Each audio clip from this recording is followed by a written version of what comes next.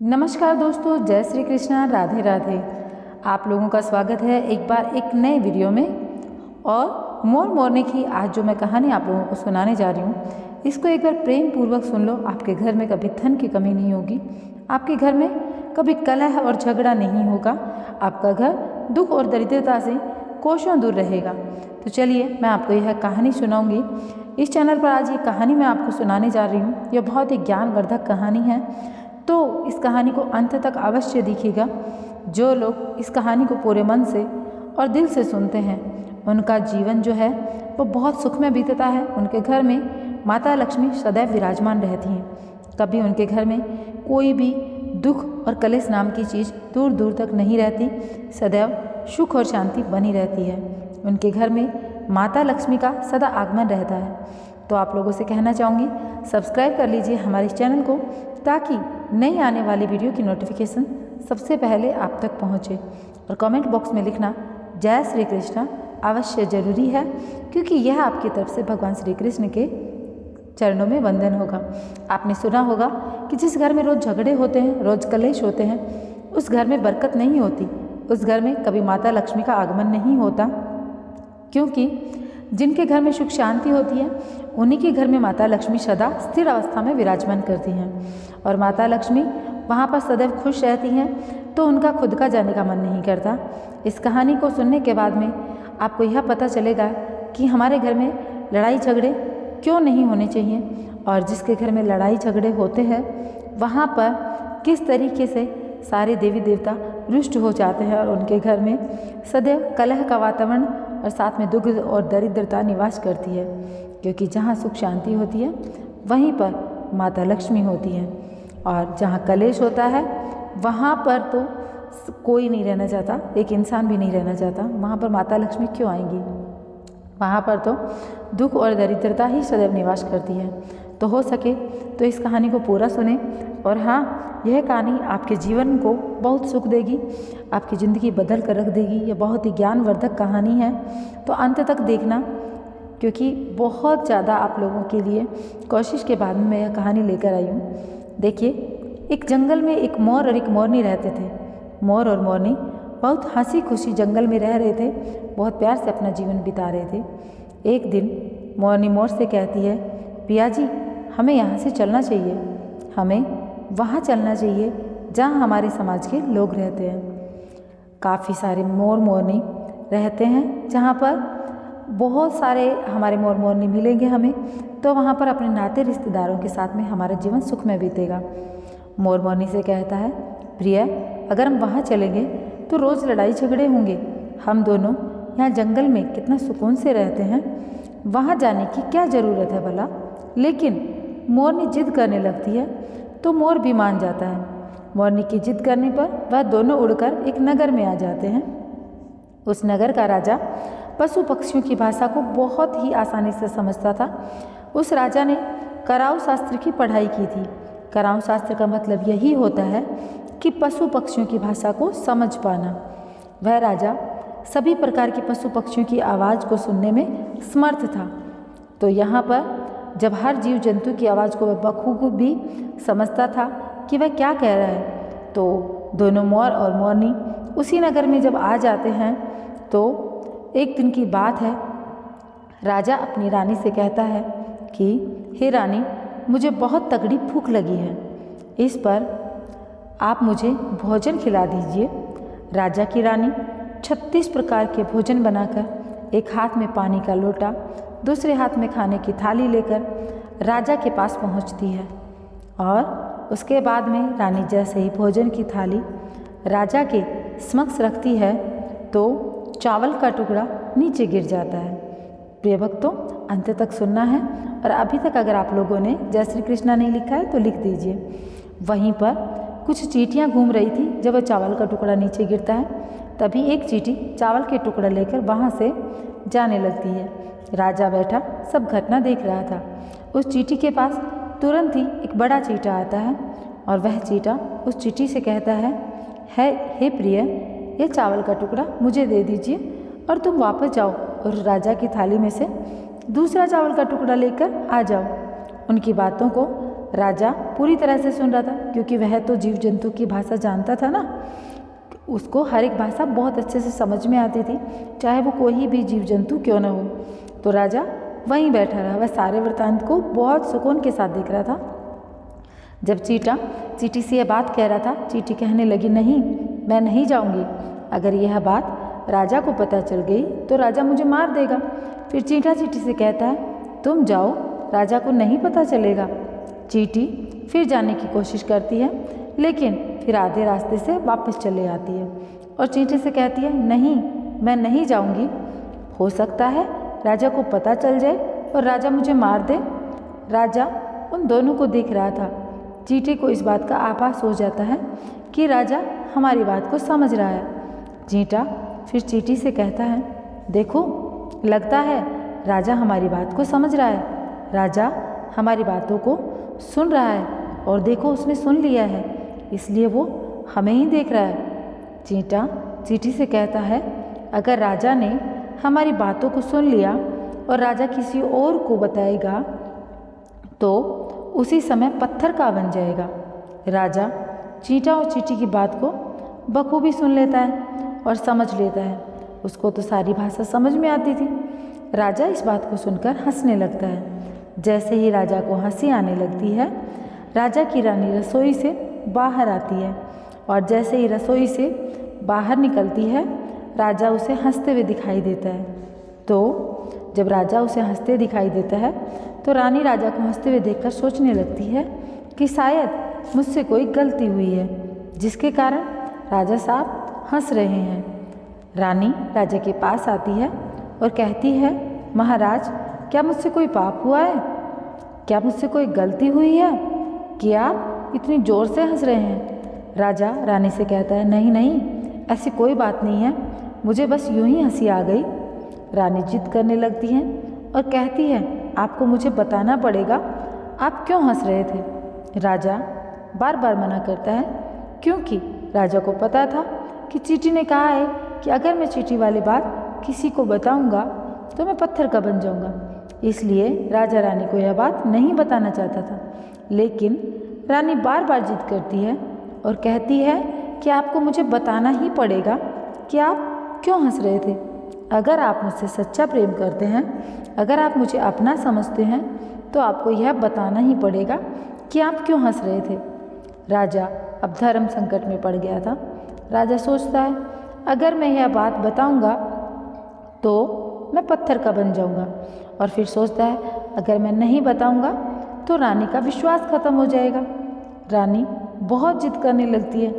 राजा पूरी तरह से धर्म संकट में पड़ चुका था। कहते हैं ना कि प्रिय हट और बाल हट बहुत तगड़ी चीज़ होती है। इन दोनों हट से हमेशा बचकर रहना चाहिए।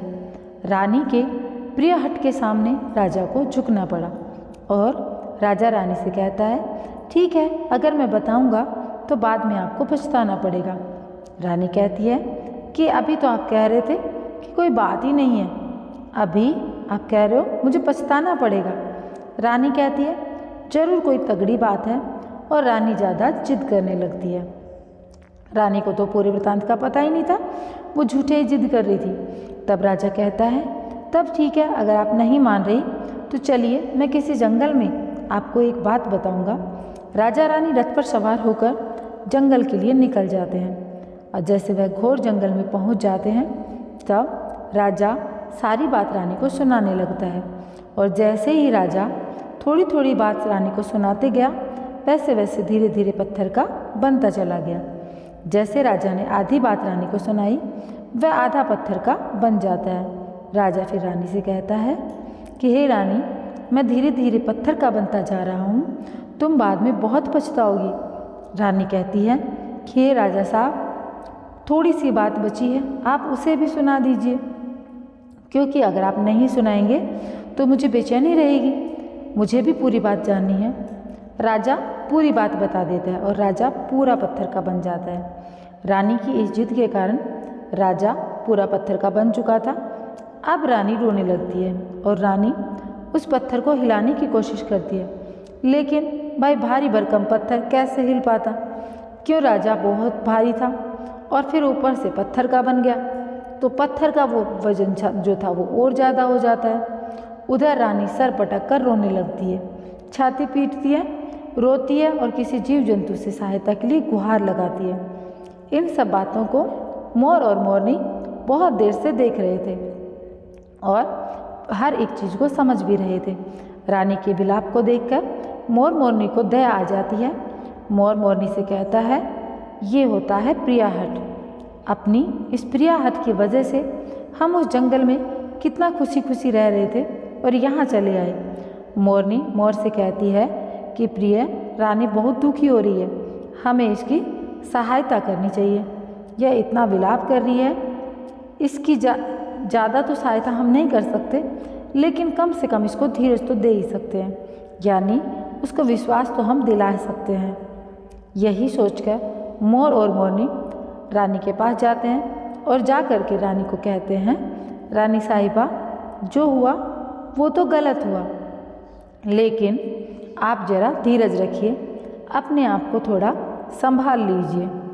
आपके पीछे पूरा राज्य है, राजा तो पत्थर के हो चुके हैं, अब आपको आपके राज्य का कारोबार जो है, आपके राज्य का कार्यभार जो है और आपकी प्रजा जो है, सबको संभालना है। रानी मोरनी की बात सुनने के बाद कहती है, भाई मोर मोरनी, मैं अपने आप को कैसे संभालूं, क्योंकि राजा के साथ में अब तो मेरा पूरा संसार उजड़ गया। अब कैसा राज्य, क्योंकि मेरा पति परमेश्वर पत्थर का बन चुका है, और मैं क्या करूं। तो रानी की यह बात सुनते ही मोरनी के मुख से यह निकल जाता है कि राजा पत्थर के कैसे हो गए। रानी वही बात बताने लगती है जो राजा ने चींटी वाली बात रानी को बताई थी। रानी वही बात मोर और मोरनी को बताने लगती है। रानी भी धीरे धीरे करके पत्थर की बन जाती है, और जब रानी पत्थर की हो जाती है तो राजा जो पत्थर का हो ही चुका था, वे दोनों पत्थर के हो जाते हैं। उधर मोर मोरनी को चिंता सताने लगती है और उधर मोर और मोरनी बहुत ही ज़्यादा दुखी हो जाते हैं। मोर मोरनी को यह चिंता सताने लगती है कि यह विपत्ति हमारे ऊपर भी आ सकती है, क्योंकि राजा भी उसी चींटी वाली बात से पत्थर का हो गया था और रानी भी उसी चींटी वाली बात से पत्थर की हो गई थी। मोर मोरनी से कहता है, हम पर भी खतरा मंडरा रहा है, क्योंकि तुम स्त्रियों से कोई भी बात छिपती नहीं है, तुम कोई भी बात अपने अंदर छिपाकर नहीं रख सकती। मोर मोरनी से कहता है, पियाजी हम यहाँ से कहीं दूर चले। मोर मोरनी से कहता है कि हे बेवकूफ़, दूर जाने से क्या फ़ायदा है, यह संकट तो धरती के किसी भी कोने में हमारा पीछा नहीं छोड़ेगा, यह खतरा तो हमेशा हमारे ऊपर मंडराता रहेगा। अगर जाने अनजाने में यह बात हमारे मुख से निकल गई तो हम भी पत्थर के बन जाएंगे ना। और इसी बात को लेकर मोर और मोरनी बहुत ज़्यादा दुखी हो जाते हैं और बहुत ही ज़्यादा चिंतित हो जाते हैं। रात दिन उनको बस एक ही दुख खाए जाता है। यह सोचकर वे न तो भोजन कर पाते न चैन से सो पाते। बस रात दिन उनको यही दुख सताता है, यही टेंशन रहती है कि यह बात उनके मुख से कहीं ना निकल जाए। यदि उनके मुख से यह बात निकल गई भूल से भी, तो वे दोनों पति पत्नी अर्थात मोर मोरनी पत्थर के बन जाएंगे। यही सोचकर मोर ने दिमाग लगाया कि यदि मैं सारी चींटियों को ख़त्म कर दूं तो यह सब खत्म हो सकता है, क्योंकि ये सारा करा धरा तो चींटियों का ही है। मोर मोरनी से कहता है, प्रिय, अगर हम सृष्टि से सारी चींटियों को ख़त्म कर दें तो चींटियों का संकट समाप्त हो जाएगा। मोर मोरनी की इस बात से राजी हो जाते हैं एक दूसरे से और सभी चींटियों को मारकर खाना शुरू कर देते हैं। मोर और मोरनी का इतना आतंक हो गया था कि सभी चींटियां डर के मारे बिल खोद के धरती के अंदर जा कर के छिपकर रहने लगी। मोर और मोरनी की ऐसी निगरानी रखते थे कि उन्हें जहाँ भी चींटी दिखती थी वो दोनों तुरंत दबोच लेते थे, और कोई भी चींटी मोर और मोरनी के इस आतंक की वजह से अपने बिल से बाहर ही नहीं निकल पाती थी।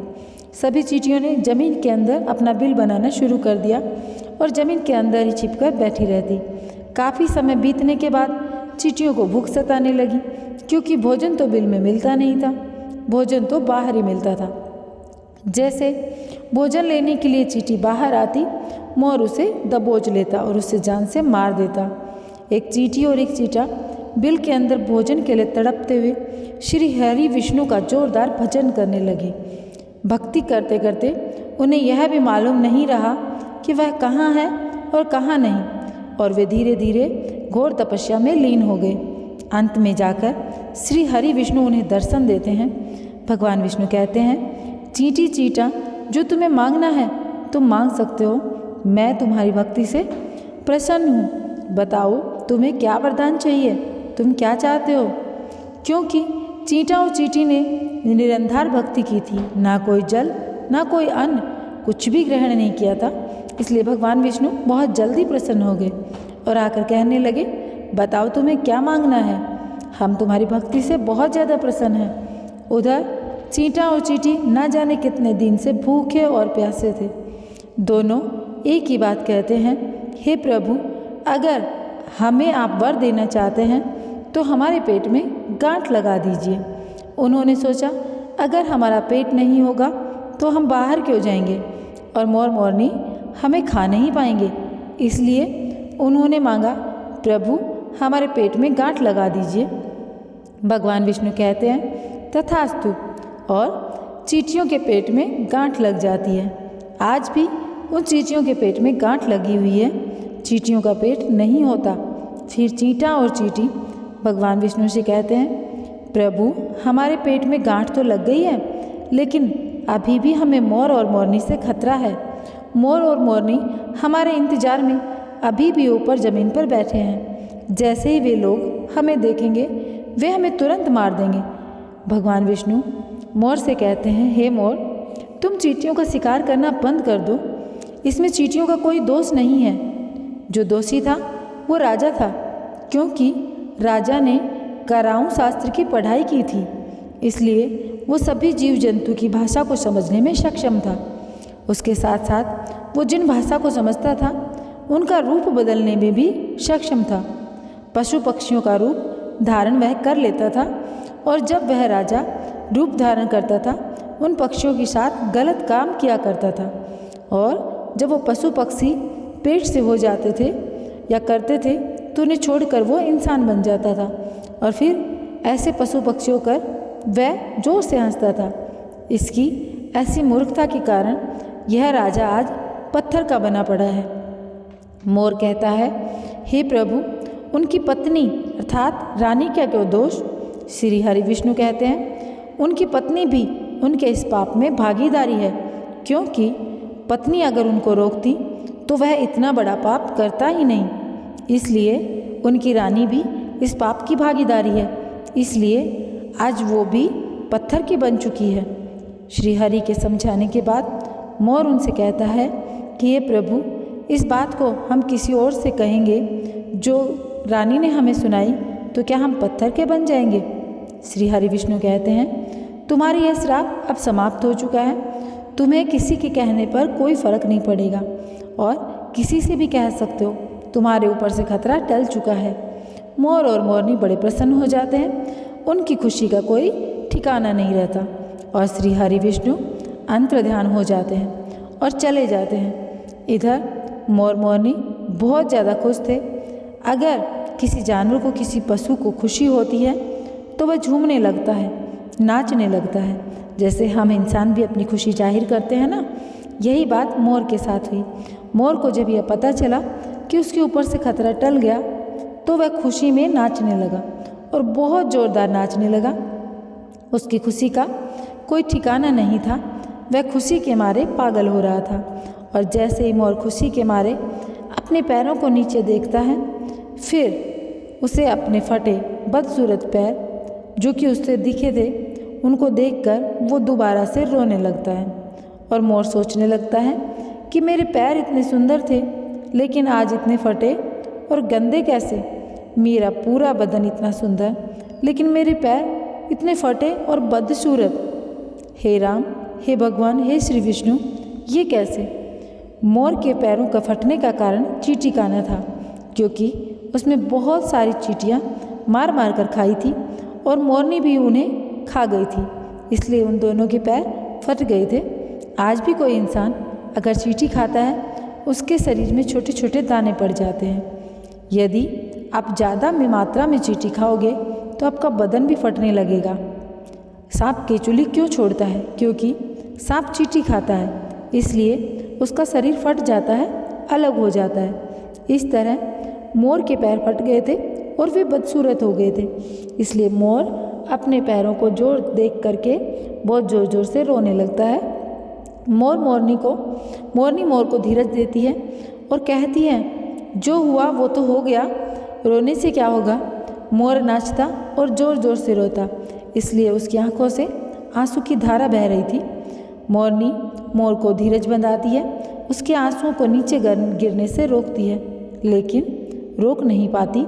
मोरनी के हाथ तो हैं ही नहीं, लेकिन अपनी चोंच से एक एक आंसू को उठाती और अपने मुख में रखने की कोशिश करती, लेकिन कितना अपने मुख में रखती, सीधे मोरनी के पेट में चले जाते।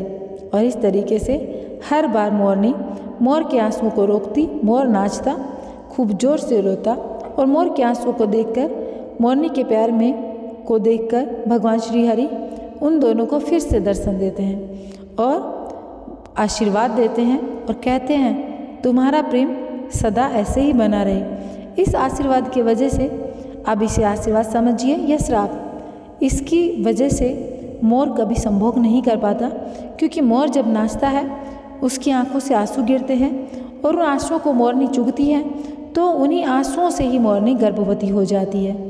भगवान श्री हरि मोर और मोरनी को आशीर्वाद देते हैं और कहते हैं कि तुम्हारा प्रेम धन्य है, तुम दोनों पति पत्नी धन्य हो और तुम्हारी भक्ति धन्य है, तुम धन्य हो। एक समय ऐसा आएगा कि तुम्हारे पंख को हम मुकुट बनाकर धारण करेंगे। इसलिए कहते हैं कि जब श्री कृष्ण के रूप में श्री हरि धरती पर आते हैं तो मोर का जो पंख है वो अपने मुकुट में धारण करते हैं। इस कहानी में बस इतना ही। हम आशा करते हैं इस कहानी से आपको बहुत कुछ सीखने को मिला होगा। तो दोस्तों, आप हमें बताइए कि इस कहानी में आपको क्या सीख मिली, और अपने उत्तर को कमेंट बॉक्स में ज़रूर बताएं और कमेंट बॉक्स में लिखें हरिओम, जय श्री कृष्णा, राधे राधे। मैं मिलूँगी आप लोगों से इसी तरीके की एक रोचक और अद्भुत कहानी और जानकारी के साथ में। तो आप लोगों को क्या करना है, चैनल को सब्सक्राइब करना है, वीडियो को लाइक करना है और बेल आइकन को ऑल पर सेलेक्ट करना है। जय श्री कृष्णा।